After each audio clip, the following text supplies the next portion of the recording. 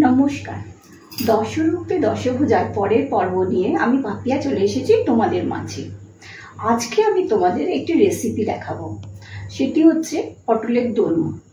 তোমরা জানো পটলের দোলমা মোটামুটি সবাই জানে, মাছ দিয়ে হয়, কিমা দিয়ে হয়, পনির দিয়ে হয়, কিন্তু আমি তোমাদের আজকে যেটি দেখাবো সেটি হচ্ছে নারকেল দিয়ে পটলের দোলমা। এটি মেন বরিশালের রান্না। আমার বাবা ছিলেন বরিশালের, তো আমার ঠাকুমার কাছ থেকে আমার মা এই রান্নাটি শেখে। বরিশালে যেহেতু নারকেল গাছ প্রচুর, সেখানে বাবার কাছে শুনেছি যে রান্নায় নারকেলের আধিপত্য বেশি থাকে। এবার আমাদের ছোটবেলাতে প্রত্যেক রোববারই প্রায়, তখন তো মুরগির মাংসের এত চল ছিল না, এত চিকেন খাওয়া হতো না, আমাদের বাড়িতে প্রায় ঢুকতোই না। তো রবিবার মানেই আমাদের কাছে ছিল কোনো একটা তিতর আইটেম, মানে শুক্তো বা উচ্ছে ভাজা এই জিনিস, আর মুগের ডাল নারকেল দিয়ে, এবং নারকেল দিয়ে পটলের দোলমা আর খাসির মাংস, এই একদম কম্পালসারি ছিল। তো আমার দুই দাদার এবং বাবার আমাদের এই পটলের দোলমা খুব প্রিয়। আমার মনে হয় তোমাদেরও ভালো লাগবে। চলো আজকে দেখাই। এটা করতে লাগছে পটল। আমি এখানে 4টে পটল নিয়েছি, খোসাটা এইভাবে ছাড়িয়ে নিয়েছি, একটু একটু করে রেখেছি, বাকিটা ছাড়িয়ে নিয়েছি।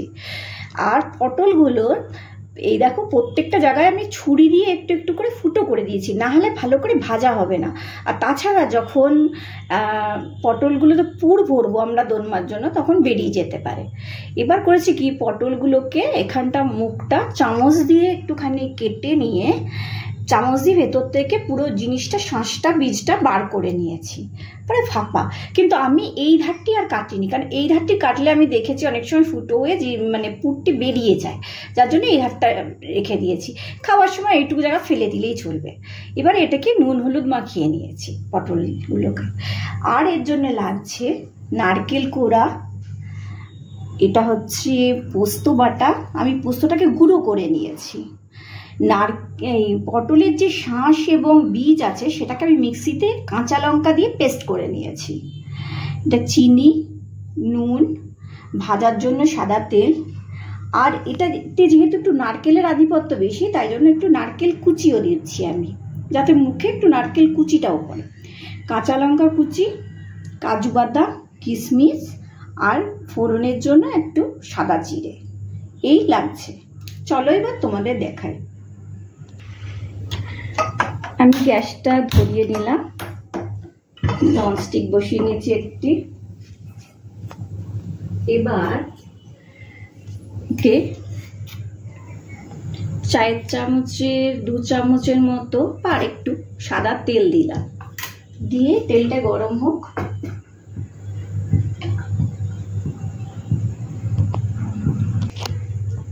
তেলের মধ্যে এবার কাজু বাদামগুলোকে দিয়ে দিচ্ছি। কাজু বাদামগুলো হালকা করে একটু ভেজে নেব।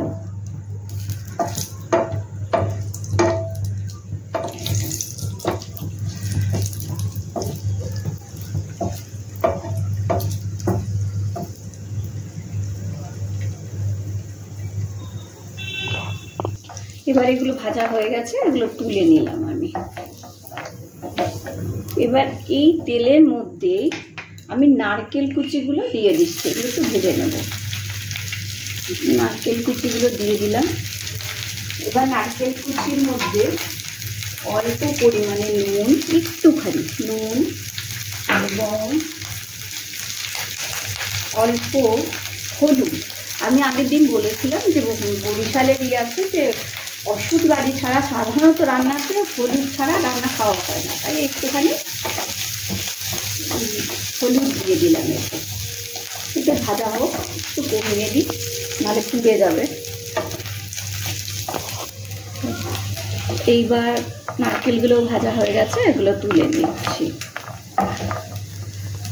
পটলগুলিকে আমি ভেজে নিচ্ছি, ননস্টিকে আরেকটু বেশি করে তেল দিয়ে দিয়েছি, পটলগুলো ভেজে নিচ্ছি।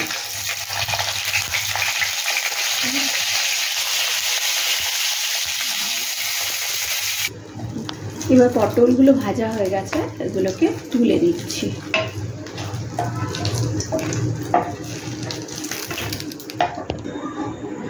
এবার দেখো তেল তো ছিলই ননস্টিকে, ওর মধ্যে আমি সাদা জিরে ফোড়ন দিচ্ছি।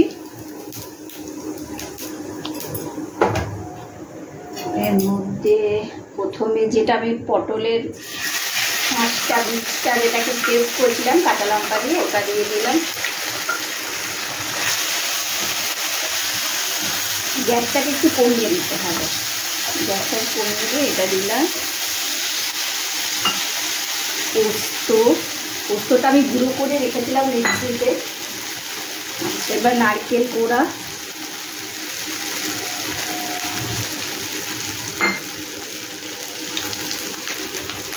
নুন অল্প পরিমাণে,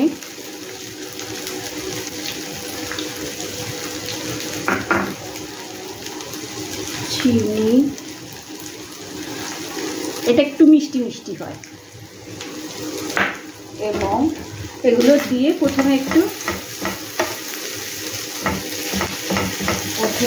এগুলো দিয়ে একটু নেড়ে দিলাম। এবার কাঁচা লঙ্কাগুলো দিয়ে দেবো। কাঁচা লঙ্কা দিয়ে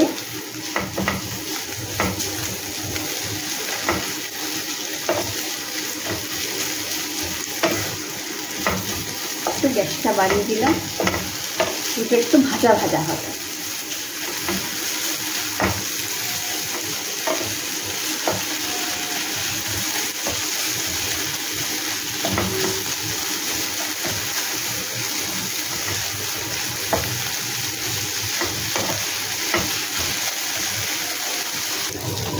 দেখো ভাজা ভাজা হয়ে এসছে।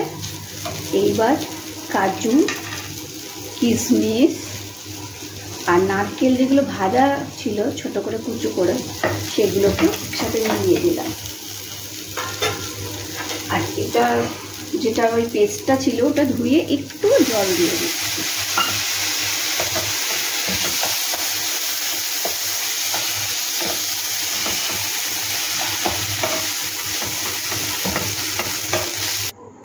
এ নাও, তৈরি হয়ে গেছে আমার পটলের দোলমা। একটু পুর বেঁচে গেছিলো, তাই জন্য একটু ওটা দিয়ে ডেকোরেশন করে দিয়েছি। তোমরা করে দেখো, ভালো লাগবে আশা করি। আর যদি ভালো লাগে তাহলে প্লিজ আমার চ্যানেলটাকে একটু সাবস্ক্রাইব করে দিও, একটু লাইক আর শেয়ার করে দিও। আজ আসি, টাটা।